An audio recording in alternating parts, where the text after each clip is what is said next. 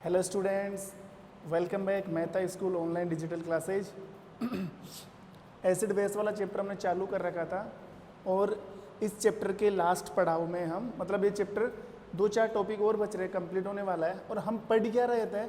हम पढ़ रहे थे दैनिक जीवन में काम आने वाले कुछ उपयोगी लवण, और उन लवणों में से हमने 2 लवण कंप्लीट कर लिए थे, जिसमें एक लवण का नाम तो था NaCl और एक था 3 लवण हमने कंप्लीट कर लिया था, NaCl, NaOH और एक था NaCO3, यानी कि सोडियम क्लोराइड, कास्टिक सोडा और एक बेकिंग सोडा। ठीक है, आज का जो टॉपिक रहेगा हमारा वो है ब्लीचिंग पाउडर। कौन सा टॉपिक है? ब्लीचिंग पाउडर, यानी कि विरंजक चूर्ण, जिसका फॉर्मूला क्या है? CaOCl2, CaOCl2। ठीक है, और इसका जो साइंटिफिक नेम है देखो, calcium oxychloride, calcium oxychloride. Calcium आ ही रहा है, ऑक्सीजन आ ही रहा है, ऑक्सी, और क्लोरीन से क्या बना? क्लोराइड। जैसे हमने 3 सोल्ट के लिए पढ़ा, वैसे हमें इस सोल्ट के लिए पढ़ना है। पढ़ना क्या है? सबसे पहले इसका प्रोसीजर, यानी कि बनाने की विधि, फिर इसकी प्रॉपर्टीज और फिर लास्ट में इसके यूजेज। तो सबसे पहले पढ़ते हैं हम बनाने की विधि। बनाने की विधि मतलब कैल्शियम ऑक्सीक्लोराइड या विरंजक चूर्ण कैसे बनाया जाता है। देखो, इसको बनाने के लिए बिल्कुल एक इजी फॉर्मूला है, बिल्कुल इजी ट्रिक है। और वो क्या है? चूने के पानी में, जो चूने का पानी है ना, उसमें क्लोरीन गैस फ्लो करना है। बस चूने के पानी में क्लोरीन गैस प्रवाहित करके हम विरंजक चूर्ण का निर्माण कर सकते हैं। देखो कैसे? चूने का पानी प्लस कौन सी गैस? क्लोरीन। क्लोरीन गैस प्रवाहित की तो बना क्या? विरंजक चूर्ण। विरंजक चूर्ण।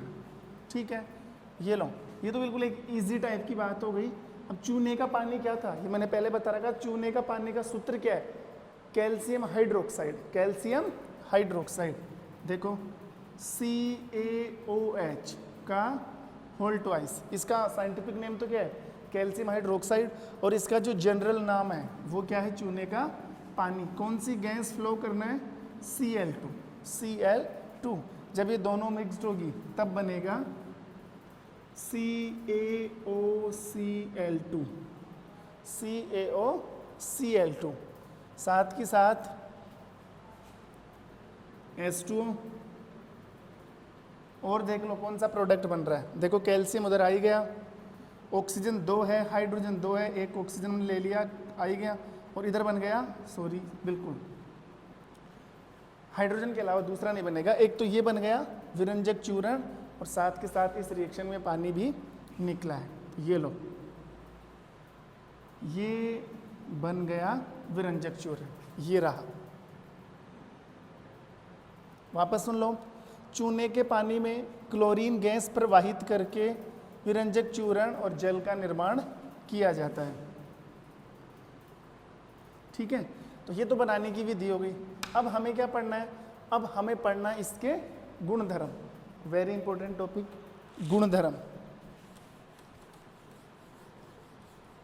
देखो, CaOCl2 के गुणधर्म। देखो, सबसे पहला कि यह है पीले रंग का तीक्ष्ण गंध वाला पदार्थ है। तीक्ष्ण गंध वाला पदार्थ येलो कलर का होता है और बिल्कुल तीक्ष्ण स्मेल आती है, इसमें बहुत जबरदस्त टाइप की स्मेल आती है। ठीक है, हार्मफुल है। दूसरा, ठंडे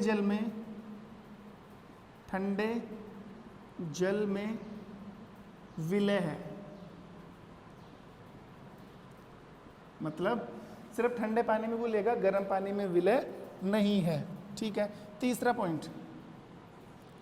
पॉइंट यह है कि अगर आप विरंजक चूर्ण को हवा में खुला छोड़ते हो, हवा में आपने विरंजक चूर्ण को खुला छोड़ दिया तो उसमें से क्लोरीन गैस निकलने लग जाती है। यानी कि हवा में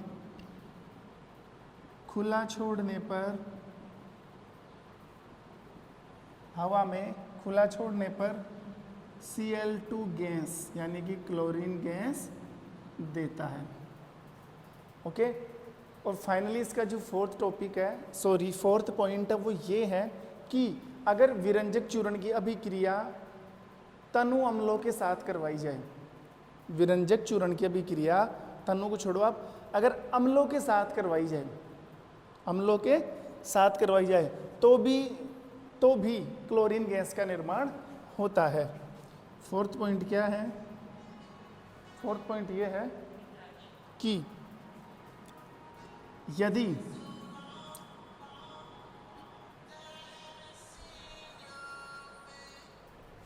देखो फोर्थ पॉइंट क्या है, विरंजक चूर्ण की अभिक्रिया किससे करवानी है?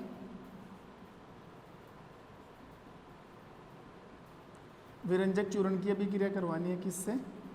अम्लों से। ठीक है, तो क्या बनेगी? Cl2 gas. क्या बनेगी?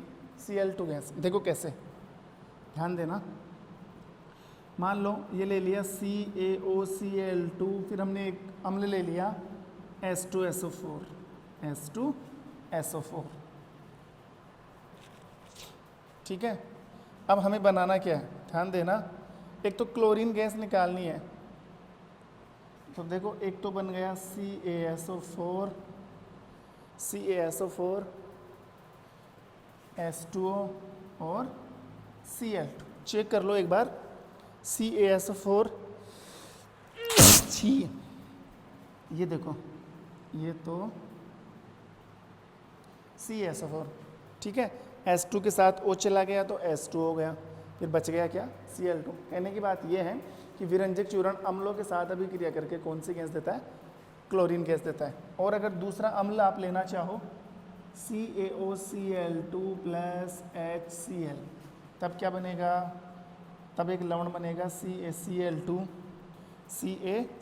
यहाँ पर 2 लेना पड़ेगा, प्लस H2O प्लस Cl2। ये लो, विरंजक चूर्ण, हाइड्रोक्लोरिक अम्ल, ये कैल्शियम क्लोराइड बना, जल निकला और क्लोरीन गैस निकली, और इस साइन का मतलब है क्लोरीन गैस उड़ जाती है। कुल मिला के बात ये है, ये जो पॉइंट मैंने ये जो पॉइंट आपको समझाया, इस पॉइंट का मतलब ये है कि विरंजक चूर्ण अगर अम्ल के साथ अभिक्रिया करता है तो क्लोरीन गैस निकलती है। हालांकि इसके साथ अन्य प्रोडक्ट भी बनते होंगे, लेकिन हमें फोकस करना है किसके ऊपर? Cl2 के ऊपर। किसके ऊपर? Cl2 के ऊपर। तो देखो 4 प्रॉपर्टीज है विरंजक चूर्ण की। फर्स्ट, पीले रंग का, कलर पीला है, तीक्ष्ण, बिल्कुल बहुत ज़्यादा, ऐसे मान सकते हो, हाईली स्मेल निकलती है इसके अंदर से। ठंडे जल में सोल्यूबल है, घुल जाता है ठंडे पानी के अंदर। हवा में खुला छोड़ोगे तो कौन सी गैस निकलेगी? Chlorine gas. और अगर विरंजक चूर्ण की अभिक्रिया किससे करवाते हैं? अम्लों के साथ, तो कौन सी गैस निकलेगी? Cl2। तो ये देखो, अभी इसके गुणधर्म अभी कंप्लीट नहीं हुए, ध्यान रखना, और भी गुणधर्म है, वो भी हम इसमें जोड़ते हैं साथ के साथ। नंबर 5, अब ध्यान देना थोड़ा सा, ये जो क्लोरीन गैस यहाँ पर निकली है ना, ये जो क्लोरीन गैस निकली है, इस क्लोरीन गैस की अभिक्रिया करवानी है किसके साथ? पानी के साथ। किसके साथ करवानी है? पानी के साथ। ओके, ध्यान देना, Cl2 प्लस H2O, तो क्या बनेगा? 2HCl plus O। Very important product. मैं क्या बोला, ध्यान देना बच्चों, ये जो क्लोरीन गैस निकली है ना, जब विरंजक चूर्ण की अभिक्रिया हमने अम्ल के साथ करवाई है तब क्लोरीन गैस निकली है। अगर इस क्लोरीन गैस की अभिक्रिया हम पानी के साथ करवा दें तो एक तो अम्ल का निर्माण होगा और एक नवजात ऑक्सीजन परमाणु का निर्माण होगा। ये जो बन रहा है ना O, ये देखो O ही बन रहा है, O2 नहीं है। तो O2 तो क्या है? अणु, और O क्या है? परमाणु। तो ये भी ऑक्सीजन, ये भी ऑक्सीजन, हालांकि दोनों ऑक्सीजन है। देखो आप ध्यान देना, एक तो O और एक O2, दोनों ऑक्सीजन है, लेकिन ये ऑक्सीजन का परमाणु है और ये ऑक्सीजन का अणु है। लेकिन इस रिएक्शन में जो मिल रहा है ना वो सिंगल ऑक्सीजन है, यानी कि परमाणवीय ऑक्सीजन मिल रही है, ना कि आणविक ऑक्सीजन। यहाँ पर ये जो प्रोडक्ट बना है ये क्या है, परमाणवीय ऑक्सीजन, मतलब ऑक्सीजन का परमाणु। अभी हमारा काम खत्म नहीं हुआ है। अब ये जो परमाणवीय ऑक्सीजन है ना, ये किसका काम करती है, ये विरंजन का काम करती है। ये परमाणवीय ऑक्सीजन किसका काम कर रही है, विरंजन। किसका काम करती है, विरंजन। और विरंजन से मतलब ये है कि विरंजन एक वह प्रोसेस है, एक वह प्रक्रिया है या एक वह फिनोमिना है जिसमें किसी भी वस्तु का कलर क्या किया जा सकता है, निकाला जा सकता है। मान लो किसी कपड़े के अंदर कलर निकालना है, कलर फेड करना है, कागज़ के अंदर कलर फेड करना है, या कोई और उपयोगी सामग्री उसका कलर निकालना है, तो कलर फेड करने की प्रक्रिया क्या कहलाती है, विरंजन। और ये जो परमाणु ऑक्सीजन है ये यहाँ पर किसका काम कर रही है, विरंजन का काम कर रही है, सॉरी विरंजक का काम कर रही है। कौन सी प्रक्रिया में, विरंजन। दो शब्द बोल रहा हूँ मैं, विरंजन, विरंजक। तो विरंजक तो वह प्रक्रिया करने वाला और उस प्रक्रिया का नाम विरंजक। तो ये ऑक्सीजन क्या करेगी, विरंजन का काम करेगी। मतलब रंगहीन, रंगीन पदार्थ, मतलब कलरफुल पदार्थ को कैसा बनाएगी, रंगहीन। और ये काम कौन कर रही है, परमाणविक ऑक्सीजन। इस प्रक्रिया को क्या बोला, विरंजन। ओके, अब ध्यान दो एक बार, इस पॉइंट में कोई दिक्कत नहीं है, इसमें कोई दिक्कत नहीं है, इसमें नहीं है। यहाँ से आओ आप, जैसे अम्ल की भी क्रिया विरंजक चूर्ण से हुई तो क्या निकली, Cl2। इस Cl2 को काम में लेना है, इस Cl2 को काम में लेना है किसके साथ, पानी के साथ। पानी के साथ काम में लोगे तो परमाणु क्या बन जाएगी, ऑक्सीजन। अब ये ऑक्सीजन भी फ्री नहीं बैठेगी, ये ऑक्सीजन भी किसका काम करेगी, विरंजन का। और विरंजन प्रक्रिया किसे कहते हैं, जो रंग को पृथक करती है, रंग को हटाना क्या कहलाता है, विरंजन। अब किसके रंग को हटाना, किसी भी चीज को, वस्त्र के रंग को हटाना, कागज के रंग को हटाना, मेटल के रंग को हटाना, जो भी है, ठीक है। तो विरंजन का काम करती है। तो देखो ये रंगीन, ये कलरफुल सब्सटेंस है, रंगीन पदार्थ है। तो इस परमाणवीय ऑक्सीजन ने क्या किया, इसका रंग हटा दिया, तो ये कैसा बन गया, रंगहीन, मतलब कलरलेस, जिसमें कोई कलर नहीं है। ये काम किया ऑक्सीजन ने और इस प्रक्रिया को बोल दिया हमने विरंजन, ब्लीचिंग। इंग्लिश में क्या बोलते हैं, ब्लीचिंग बोलते हैं, ब्लीचिंग कर दिया इसने। ये लो, तो ये थे विरंजक चूर्ण के कुछ गुणधर्म, ठीक है, समझ में आ गया होगा। अब हमें क्या करना है, इसके उपयोग पढ़ना है, ठीक है। तो देखो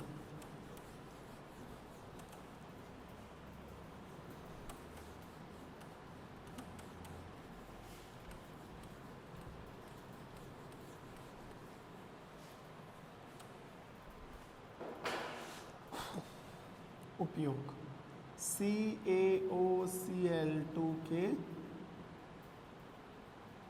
उपयोग समझना ध्यान से। पहला उपयोग, वस्त्र उद्योग में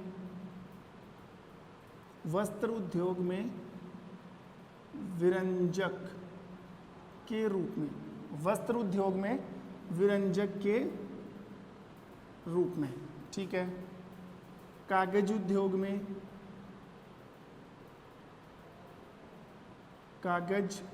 में विरंजक के रूप में। नंबर 3 मैं एक बार लिख देता हूं फिर समझाऊंगा आपको, ठीक है।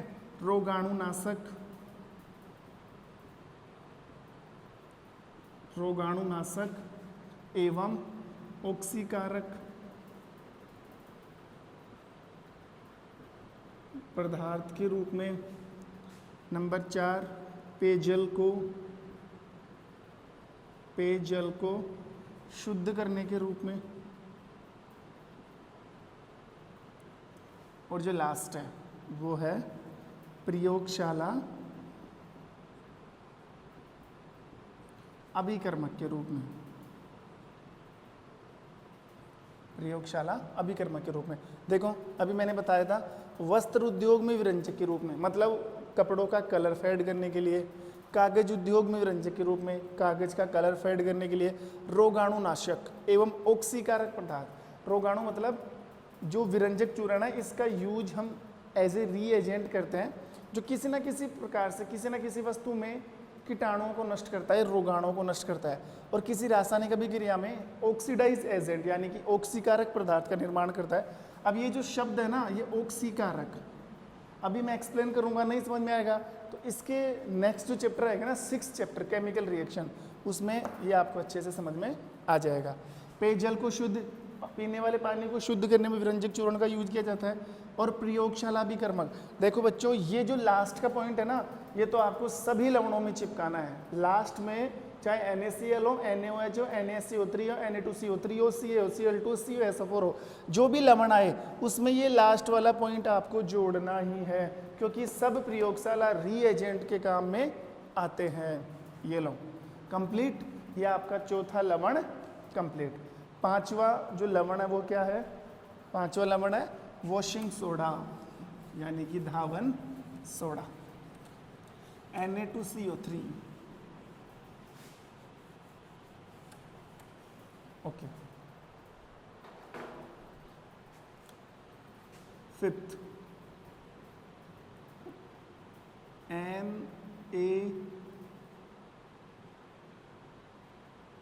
Na2CO3 dot 10H2O।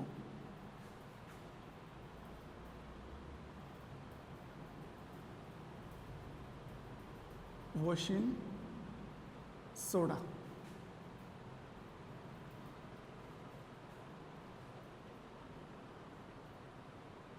सामान्य नाम क्या है? धावन soda. Scientific name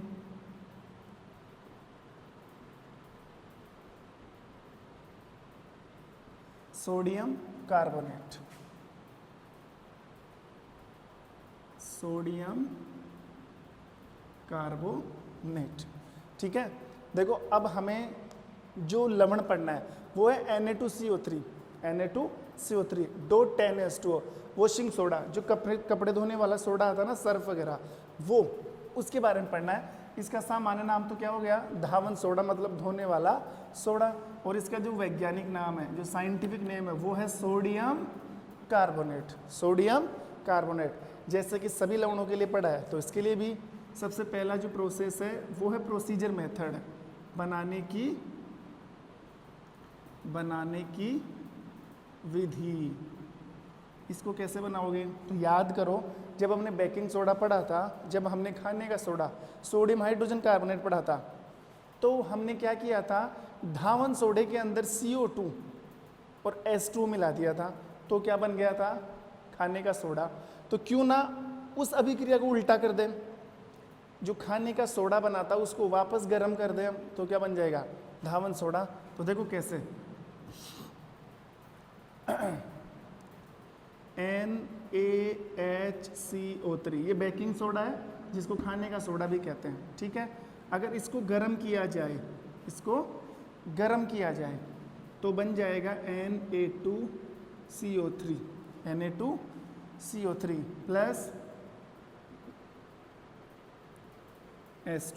plus H2, इसके दो मोलिक्यूल लेंगे और CO2। चेक कर लो एक बार, 2 Na आ गया, एक कार्बन 6 है, ओके, H2O। समझ गए?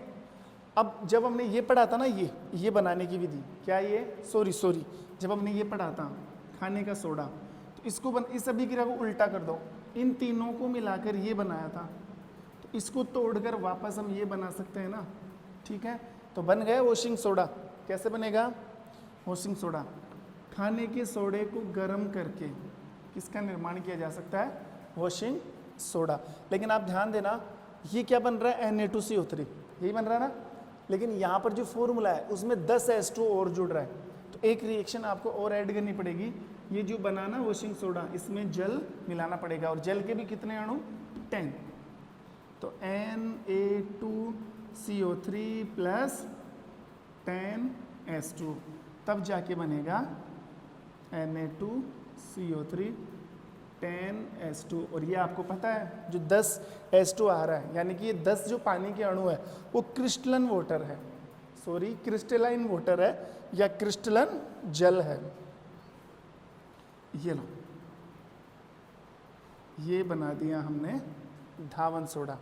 अब देखो यहाँ से एक काम और किया जा सकता है, अगर ये जो धावन सोडा बनाना है यहाँ पे, अगर इसको गर्म किया जाए, जब गर्म करोगे तो ये पानी निकल जाएगा, पानी निकल जाएगा ना, तो फिर ये खाली ये बच जाएगा Na2CO3, जिसको हम क्या बोलेंगे, सोडा ऐश। देखो ऐसे Na2CO3 डॉट 10H2 अगर इसको गर्म किया जाए, गर्म करोगे तो ये पानी तो उड़ जाएगा साहब, छुर्र से उड़ गया, बचा क्या, Na2CO3। Na2CO3 का मतलब है, देखो ये बिल्कुल सूखा है। अब इसके अंदर जो नमी थी ना, नमी किसकी थी, इस पानी की, तो पानी तो क्या हो चुका है, उड़ चुका है। अब ये बिल्कुल सूखा पाउडर बन गया, जिसको हम बोलते हैं सोडा ऐश। सोडा ऐश मतलब धावन सोडे की राख, धावन सोडे की राख, धावन सोडे की राख। देखो बिल्कुल इजी प्रोसेस है, कैसे बनाओगे, खाने के सोडे को गर्म करोगे तो वॉशिंग सोडा बनेगा। सेकंड प्रोसेस क्या करना है, इसमें 10 जल के अणु मिक्स करना है, तो ये बन गया धावन सोडे का कंप्लीट फॉर्मूला। अब नेक्स्ट स्टेप में आपको ये भी बता देना यहाँ पर, अगर धावन सोडे को गर्म किया जाए तो, अगर धावन सोडे को गर्म किया जाए तो उसमें उपस्थित जल के अणु उड़ जाते हैं तथा धावन सोडा एक सूखी राख के रूप में बच जाता है। तो ये तो हो गई बनाने की विधियाँ। अब 2 टॉपिक वही कंप्लीट करने हैं, एक तो गुणधर्म और एक उपयोग, तो वो भी देख लो।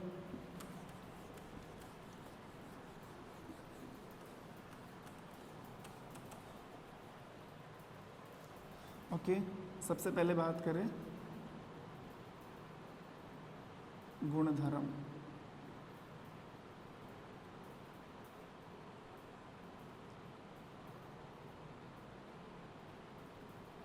गुणधर्मों की बात करें तो देखो यह है एक श्वेत कलर का या श्वेत रंग का क्रिस्टलीय पदार्थ है।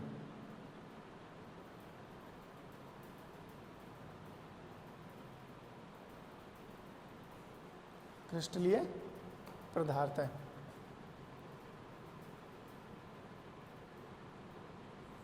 वो जो नंबर 2 है ना, नंबर 2 में आप ये बताओ कि हाँ जल की विलेयता के बताओ, जल में विलय है, जल में विलय है। नंबर 3 आप बता दो जल में इसका विलयन, जल में इसका विलयन क्षारीय होता है, जल में इसका विलयन क्षारीय होता है।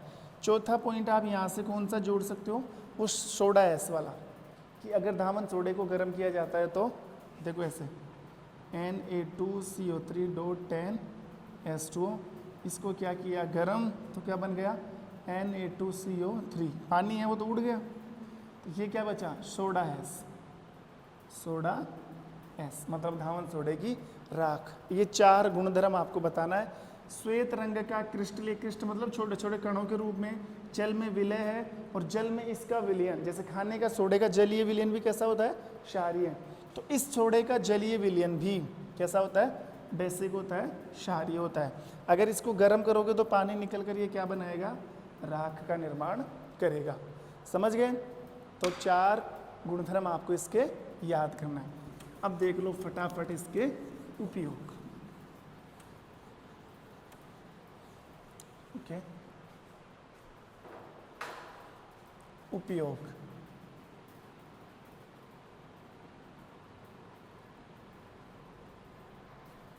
पहला उपयोग धुलाई, कपड़े धोने का सोडा है तो धुलाई एवं सफाई के रूप में, सफाई के रूप में। नंबर 2, अपमार्जक के रूप में। अपमार्जक डिटर्जेंट पाउडर होते हैं, ये आगे का टॉपिक है तब समझ आ जाएगा। अपमार्जक के रूप में। नंबर 3, साबुन, बोरेक्स, विरंजक चूर्ण,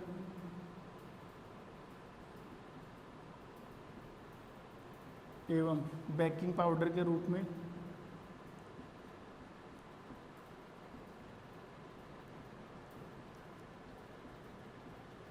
ठीक है। और एक बताओ, प्रयोगशाला, प्रयोगशाला अभिकर्मक।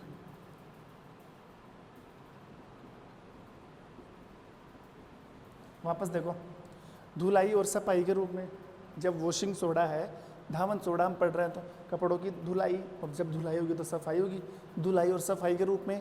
अपमार्जक के रूप में, अपमार्जक आता है ना डिटर्जेंट पाउडर, सर्फ है, व्हील है, ठीक है, सर्फ एक्सेल है, ये उनमें भी किसका यूज किया जाता है? वॉशिंग सोडे का यूज किया जाता है। साबुन बनाने में बोरेक्स, वाइट कलर की सीमेंट, विरंजक चूर्ण, बेकिंग पाउडर आदि को बनाने के लिए as a raw material use होता है किसका? Washing soda. ये सब याद करने की बातें हैं, सब याद करने की बातें हैं।